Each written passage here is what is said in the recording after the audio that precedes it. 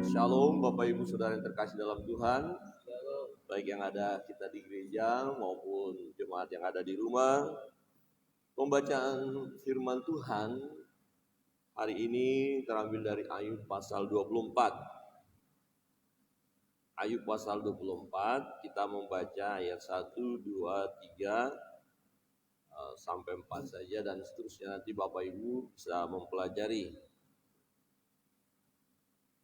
Ya, kita akan baca bersama-sama ayat 1, 2, 3, dan 4.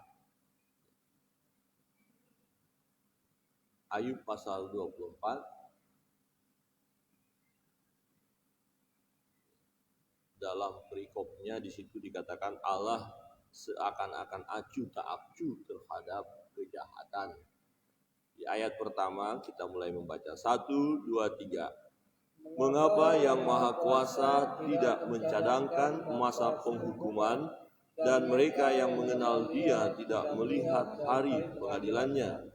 Ada orang yang menggeser batas tanah, yang merampas kawanan ternak, lalu mengembalakannya.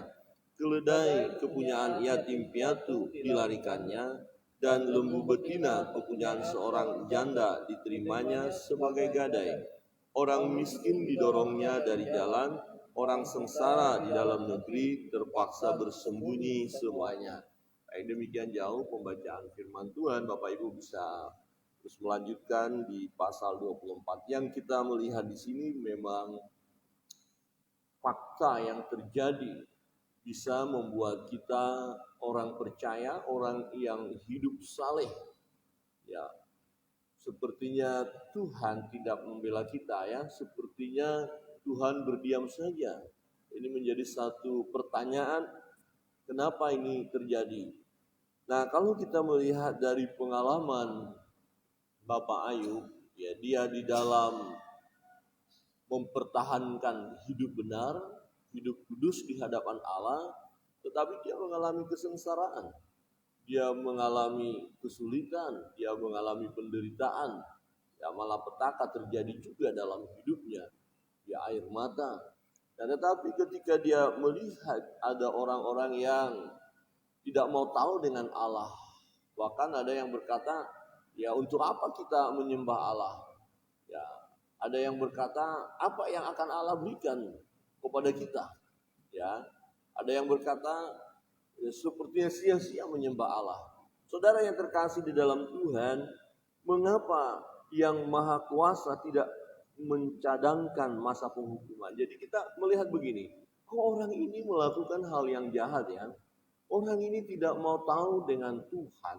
Orang ini jauh dari Tuhan, tetapi fakta dalam hidupnya, ya tanda kutip ya, sepertinya kok Tuhan yang memberkati dia. Kok Tuhan izinkan semua orang itu mengalami kebahagiaan, mengalami sukacita, ya secara manusia. Jadi mengapa Tuhan ya tidak mencadangkan, kok tidak ada sih penghukuman buat dia? Dan mereka yang mengenal Dia tidak melihat hari pengadilannya. Kira-kira begini Bapak Ibu, kita yang hidupnya benar di hadapan Allah, hidup kudus, ya rasanya sangat senang begitu ya kalau kita melihat, nah ini loh buktinya, kamu melakukan hal yang jahat, kamu mengalami penghukuman. Ya, jadi kalau kita melihat ada orang yang jahat, orang yang tidak menyembah Allah, orang yang melakukan hal yang sangat-sangat jahat, katakan begitu, dalam hidupnya, kemudian kita melihat dia didisiplin oleh Tuhan, ya jujur secara manusia kita akan berkata, nah puji Tuhan kamu didisiplin. Tetapi ketika kita melihat seolah-olah Tuhan biarkan saja begitu, bisa menimbulkan rasa kecewa dalam hidup kita. Apakah ya kita harus terus menyembah Tuhan apa tidak kalau seperti ini? Sepertinya Tuhan tidak adil. Nah yang kedua, ada orang yang menggeser batas tanah, yang mengambil hak orang lain, ya menipu orang lain, ya memperlakukan hal yang keras kepada orang lain. Tetapi pelaku ini ya aman-aman saja, baik-baik saja, sehat-sehat saja, ya. Dia bisa saja dia menikmati pekerjaannya walaupun secara curang. Nah, kemudian kita bertanya, loh kok Allah diam aja ya? Ya, sepertinya Allah berdiam, tetapi sesungguhnya Allah tidak berdiam. Hanya kita perlu menunggu waktu. Ya, ada waktunya Tuhan. Ya, menggeser batas tanah, yang merampas kawanan ternak lalu mengembalakannya. Jadi diambilnya milik orang lain, dia dijadikan menjadi miliknya. Kok enak saja begitu ya? Kok aman-aman saja dia? Ya. Nah, ini jika kita tidak mengerti, tidak memahami tentang Allah, bisa kita menuduh, wah ini Allah tidak adil. Rasanya sia-sia dong kalau begitu saya menjaga hidup saya kudus. Sia-sia dong saya hidup benar. Ya, faktanya yang saya alami seperti ini. Tetapi saudara yang terkasih dalam Tuhan, ya sesungguhnya Allah kita adalah Allah yang adil. Dia tidak membiarkan begitu saja. Ada penghukuman pada garis akhir. Ya, ada konsekuensi logis dari setiap perbuatan dosa. Ada konsekuensi logis dari setiap perbuatan atau kesalahan. Perbuatan yang salah. Saudara yang terkasih dalam Tuhan, di ayat yang ketiga, keledai kepunyaan yatim piatu dilarikannya, dan lembu betina kepunyaan seorang janda diterimanya sebagai gadai. Orang miskin didorongnya dari jalan, orang sengsara di dalam negeri terpaksa bersembunyi semuanya. Ini fakta yang terjadi saat ini. Kadang-kadang kita melihat orang-orang yang punya kekuasaan, orang-orang yang punya harta yang banyak, ya bisa berlaku semena-mena kepada orang lain. Ya, mereka tidak takut akan Tuhan. Ya, dan orang miskin diperlakukan secara tidak adil. Ya, padahal orang miskin ya berhak juga mendapatkan perlakuan yang baik. Nah, kemudian kita bertanya, Allah di mana? Tuhan di mana? Kok tidak membela orang yang miskin, orang yang kecil? Kok malah dibiarkan begitu saja tertindas? Saudara yang terkasih dalam Tuhan, sesungguhnya Allah tidak berdiam. Sesungguhnya ya Allah itu adalah Allah yang adil. Dia melihat, dia mengetahui segala sesuatu yang terjadi.